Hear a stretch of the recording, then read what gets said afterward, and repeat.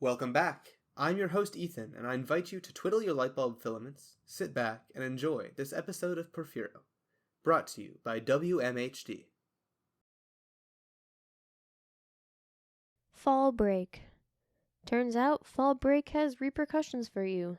People stop having events and therefore stop giving away free food.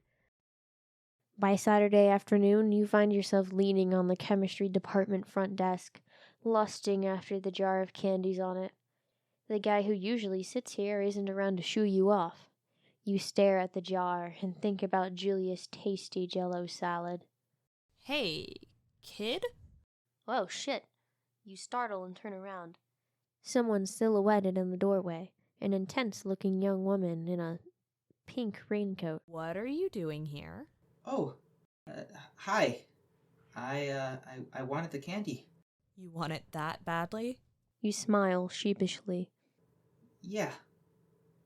Kid, you're not going to bankrupt anybody by taking it. And it's for visitors anyway. Oh. I hadn't thought of that. I figured.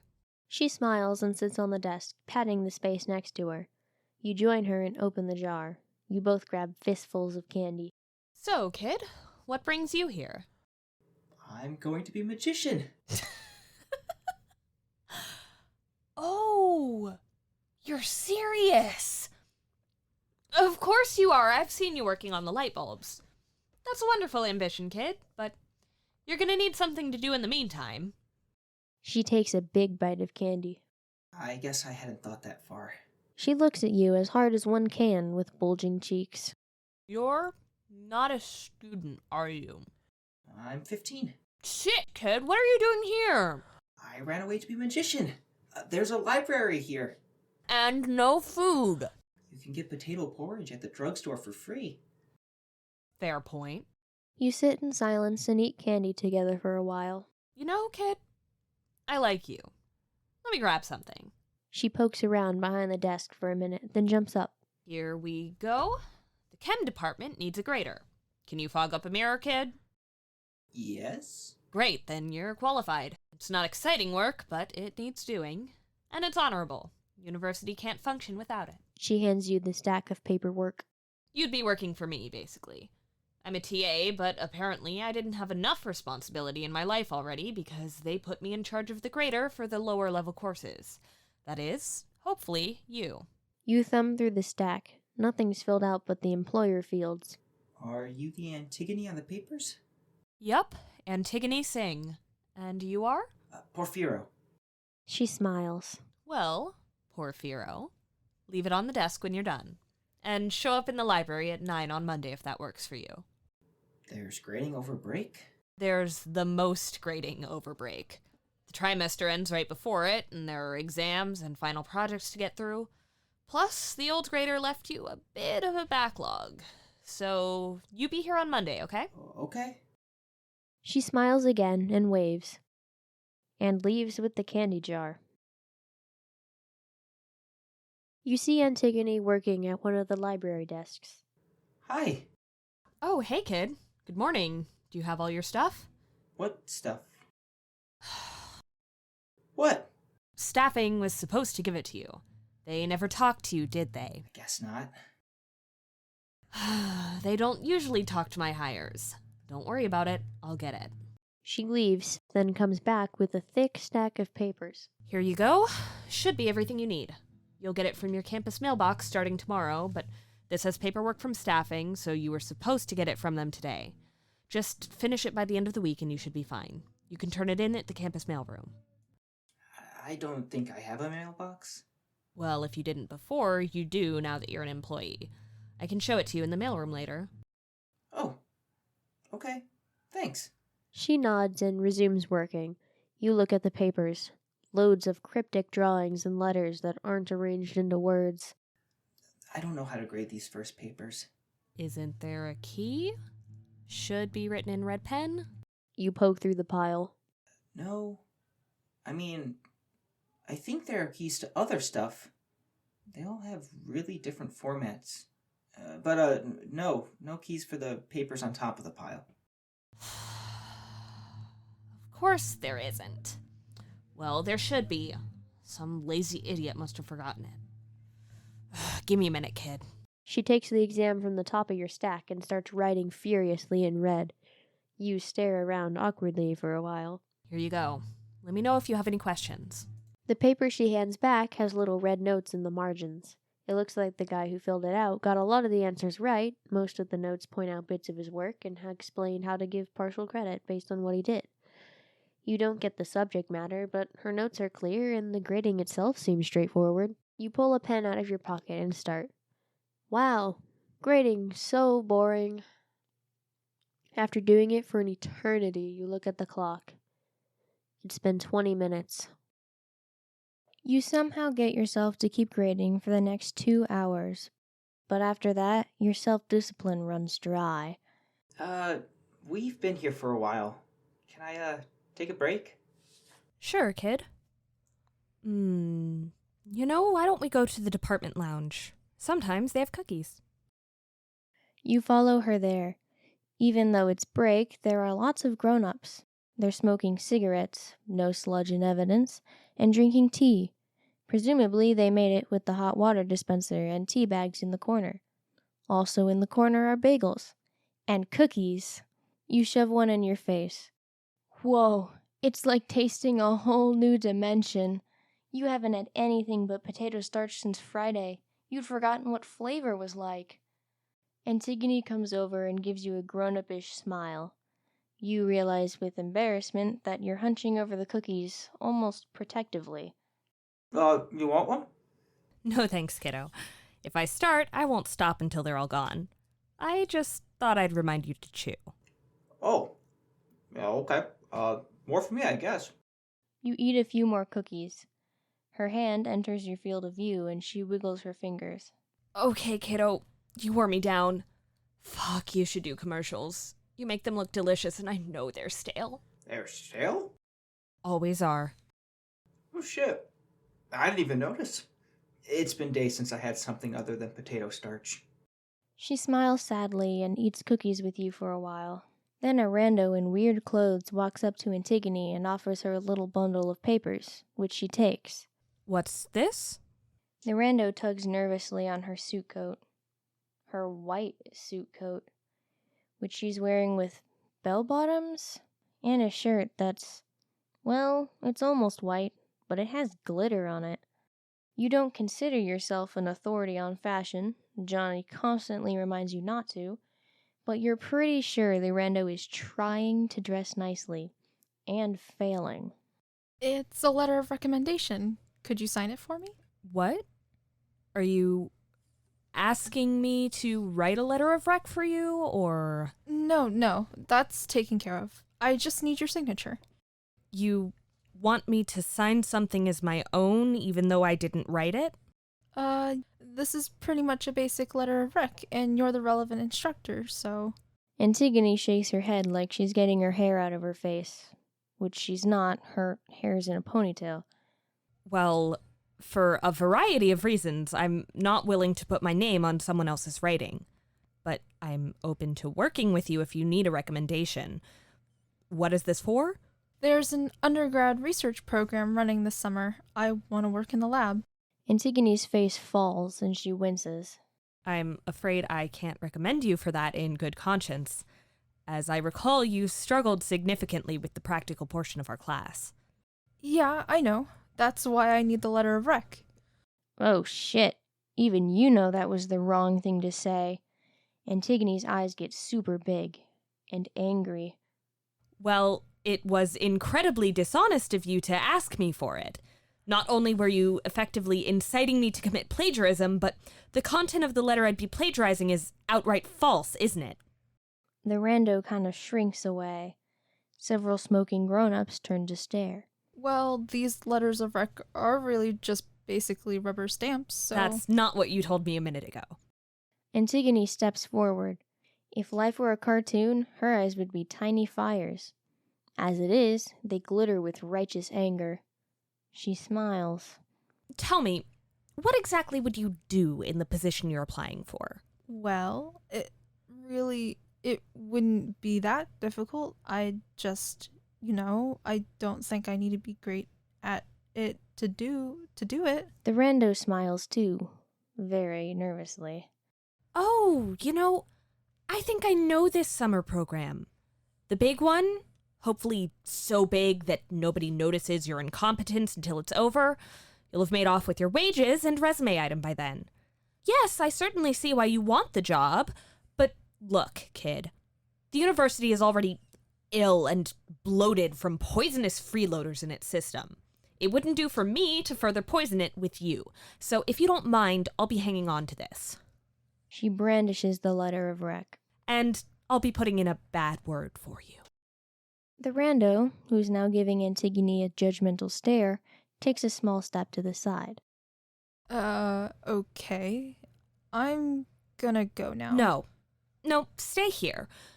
I want you to know I'm not telling on you because I enjoy being a tattle, but it's my duty as a member of this department. I'd be disciplined if I let this slide and it were discovered.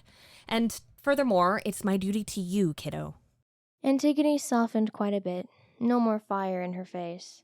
She pats the rando's arm tenderly, which the rando receives with a look of open fear. There now. You won't get in trouble. The disciplinary committee has much worse offenders to deal with. You study hard and do right, and I think things will work out for you. She lets the rando leave after a final, strangely earnest pat on the arm. Then she turns to you. Let's go, kiddo. Okay. You follow her into the library, where she inhales deeply.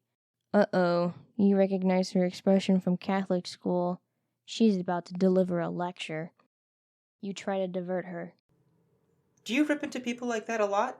She sighs out her deep breath. No, I usually keep it short, but I wanted you to see what she intended. This place is dripping with dishonesty, and I wanted you to see it unambiguously. She makes a face. You somehow doubt that she keeps anything short. So you usually just leave them alone if they do something you don't agree with? Ha! You got me, kid. No, I don't. If they want to behave like that, might as well embarrass them a little bit. She takes another deep breath.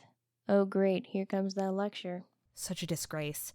As if it weren't bad enough that the city's falling into the ocean, the place is full of lazy people who ensure that it's coming apart on the way down. Chemistry is a high calling, kid. Don't be like her. Don't make a mockery of it. You've reached your table. You wonder if she timed that to coincide with the end of her speech. She throws herself back into her work, and so do you, albeit much less enthusiastically. It turns out Antigone has class mostly at night, so she's with you all morning doing homework. She leaves to teach for an hour around lunchtime, then she comes back to have office hours in the afternoon, a bowl of instant potato-starch porridge in hand. She asks if you mind her students coming to your shared table. You, glad for a distraction, tell her it's fine.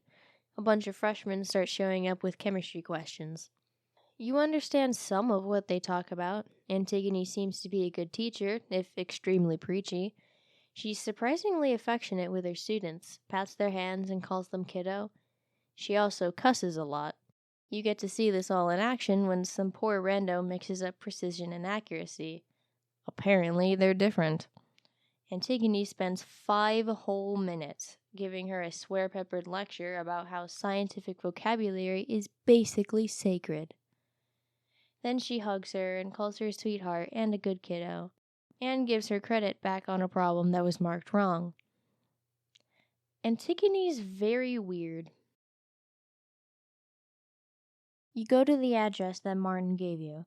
It's near the university, but obviously not student housing. It's rather fancy, and the neighborhood has the same lame atmosphere you associate with young children. Perhaps families live around here. You're drowsy. You haven't slept since an evening lecture about this time yesterday. That's probably a huge problem and something you should be thinking about. But whatever. You step through a mudroom with loudly whirring air filters into a hall. As you find his door, your stomach twinges with anxiety. Hopefully he likes you and you don't say anything embarrassing today. When you knock at his door and he comes out, a thrill of nerves hits you like a kick in the gut. You jolt awake and give him your best attempt at a winning smile. Hey kid, you found the place all right. Yeah, the directions were good. No, I mean the place itself is alright. Nothing's exploded yet. Uh-oh. What are you supposed to say to that? You adjust your winning smile so it's hopefully even more winning. I'm joking, kid. It's good to see you. And he claps you on the shoulder. Yeah, good to... It's good to see you too. Which makes you feel a little guilty about what you say next. I know I dressed the same as last time. Sorry about that.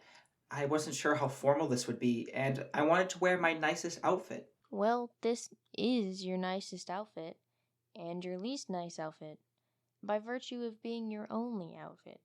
You really hope you can figure out a good excuse to be wearing it the next time you show up here. Oh, no worries. I didn't even notice. He takes you inside. He's wearing a robe similar to the one you saw before, but with narrower sleeves. Given how weird Martin is, you expected it to look less mundane. There are vacuum lines in the teal carpet.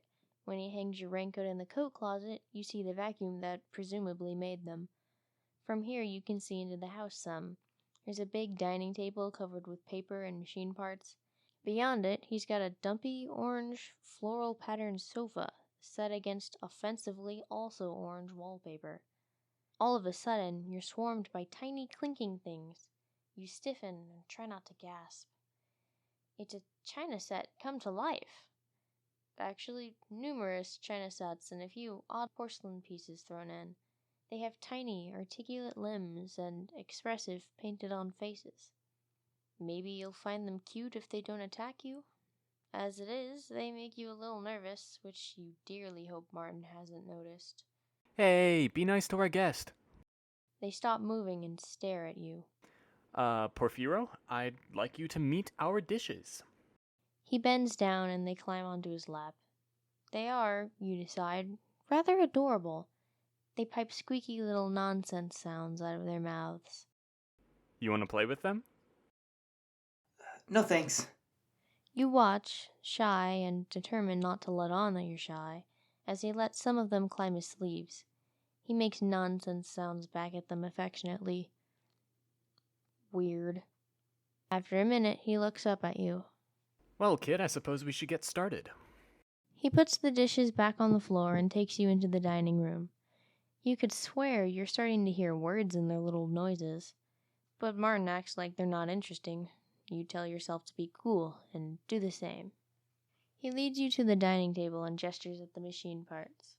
So, this is kind of like the machines we used to hold up the city, only smaller and less critical. Actually, this one's not critical at all. I didn't want to pressure you too much on your first day here. You can see I've taken it apart about as much as I dare.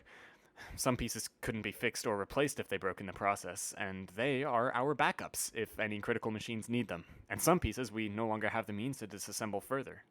He pulls out a chair for you and then sits himself. All this to say, there are more moving parts than I'll show you right now. Well, some of them are only metaphorically moving, but we've got to start somewhere. Is the paper part of the machine? No, it's mostly design documents, largely out of date, but I keep them around for reference. Some of them have exploded diagrams of components I haven't taken apart. Mostly design documents? He picks up a stack of paper and a pen. Some of it's for you. Here, I recommend you take notes. And he starts teaching you. Wow, everything is so cool and mysterious, and Martin is a very patient teacher. You like to think of yourself as a patient person. After all, you sat through your super boring religious classes for years and still kept the faith. But Martin is patient on a whole other level, because you get confused within about 10 seconds, and from there manage to get lost constantly. It's not like he's bad at explaining, the material is just hard. You're at once intimidated and excited by this. You've never struggled so much to keep up before. Except in art class. You are perpetually behind in art class. But it's not your fault you hate art, or that you sit at the same table as Johnny, who's always distracted. Well, actually, you did choose to sit by Johnny. But if the teacher really cared, he would move you. Martin eventually excuses himself to the bathroom, and you, curious about this strange guy who seems so normal and yet so otherworldly, wander off to explore. You wind up in the room with orange wallpaper. There are some photos hung up, the biggest of which features Carmen and Martin, dressed to the nines and laughing. They're making some kind of magical gesture at the camera. Or, no, she's putting a ring on his finger. She has a similar one on her free hand. You hear Martin come up behind you. Oh, shit, maybe you weren't supposed to be in here. You turn to him with a big grin and try to think of something to say. Wow, matching magic rings? Those are wedding rings, kid. Oh, Ah, awkward. You, desperate to smooth things over, search your brain in a panic for something to say. I didn't realize you guys were married. Don't you work for her or something? Isn't that nepotism? You regret the words as soon as they come out of your mouth. You're already cooking up a way of explaining them to Johnny that makes you sound less stupid than you are. But Martin laughs.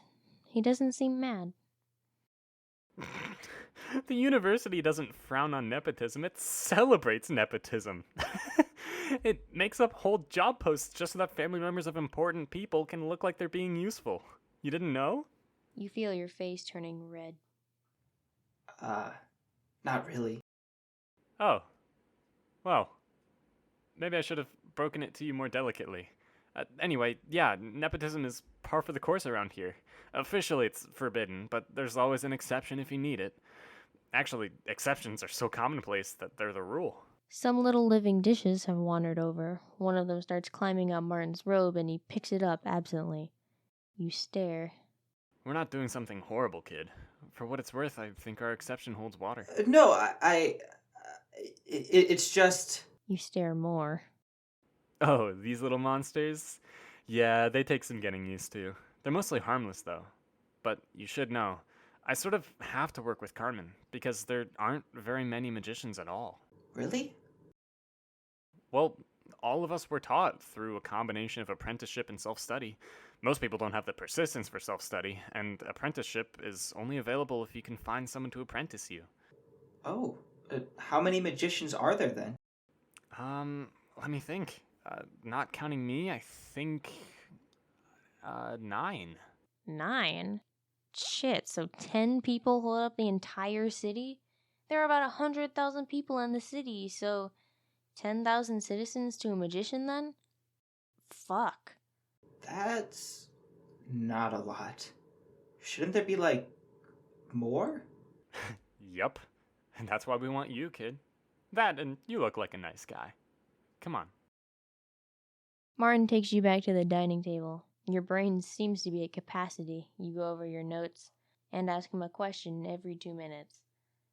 Between questions, he indulges in some light pleasure reading, i.e., Practical Polyphase Filter Design, 3rd edition.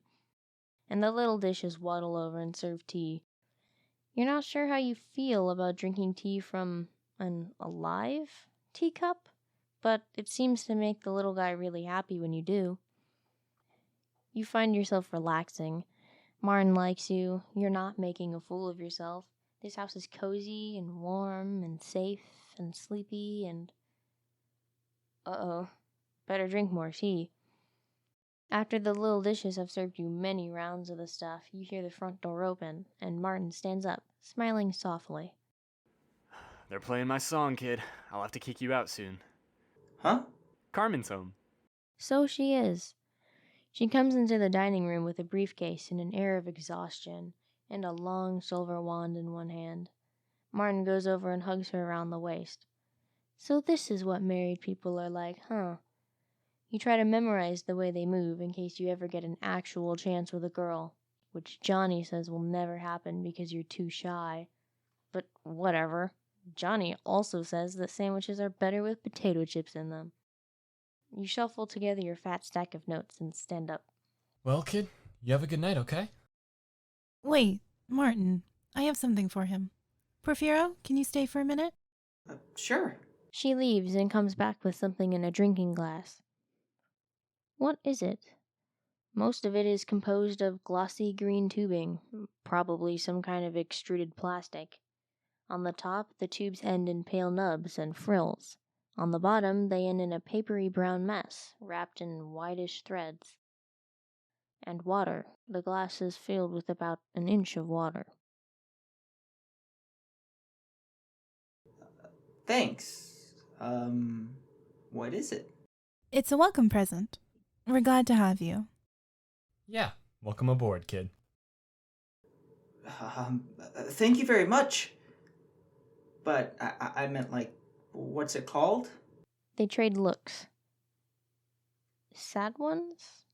Yes, Carmen's giving you a big, sad smile. You mean you don't recognize it? People kept these in their houses before the famine. It's a narcissus. Actually, several of them. A what? A kind of flower. Oh, yeah, I get it now. It's really cool. Thank you both. Do I mean, you have to take care of these things, right? Yes, but these should be easy. Put them somewhere bright and keep the water full to about that level. You can put it somewhere public if your room doesn't have a window. Theft isn't really a problem around here. Your room. Okay, I will. Do I see you again tomorrow? Yes, same time. You did good, kid. You grin like a fool. Everybody says goodbyes after that. You take the flower away and climb a ladder in the technical library and then put it on top of a shelf. You figure most high people wouldn't have the dexterity to climb the ladder and so discover it, and most sober people wouldn't bother exploring such a random place. You write a cute message asking people to leave it alone, just in case. You call Johnny briefly, then get yourself potato porridge and enter a cycle for the night. Eating and studying until you fall asleep, being woken up by randos who tell you not to nap in the library, eating and studying until you fall asleep, etc. Porfiro was written and directed by Joy Stockwell Carpenter. Script editing by Nicholas Carpenter. Beta reading by Rhea Carlson and Alyssa Russell. Audio post-production by Ethan Townsend. Narration by Natalie Beatty. This episode featured Eli Fritz as Porfiro, Riley Valier as Martin, Alyssa Russell as Carmen, and Jessica Russell as various voices. This episode is dedicated to you, our audience. Thank you for tuning in.